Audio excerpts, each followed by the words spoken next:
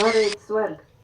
આપણે ઘરે સ્વર્ગ બનાવવું હોય તો મન, વાણી અને વર્તનને સારું રાખીએ. મગજને ફ્રીજ જેવું ટાઢક રાખીએ, શરીરને પંખા જેમ ફરતું રાખીએ, વાણીને ઘડિયાળના ડંકાની જેમ મીઠી રાખીએ, મનને ઘરની જેમ સાફ રાખીએ, વ્યવહારને ખીલેલા ફૂલ જેવો શુદ્ધ રાખીએ, વર્તનને માખણ જેવું કોણું રાખીએ તો ઘર એક સ્વર્ગ.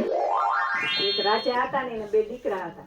એકને રાજગાદી આપવામાં આવી અને એકને ફાંસીની સજા આપવામાં આવી. રાજગાદી આપવામાં આવી ને દીકરાને એમ થયું કે મને તો રાજગાદી મળી ગઈ, તો મારે તો એ શેની જરૂર છે, કે આપણે તો હરીએ ફરીએ અને મોજ મસ્તી કરીએ. અને ફાંસીની સજા આપવામાં આવી ને એ દીકરાને એમ થયું મને તો કે ફાંસીની સજા મળી, તો કે હવે જ્યાં સુધી જીવીએ ત્યાં સુધી સારું કામ કરીએ.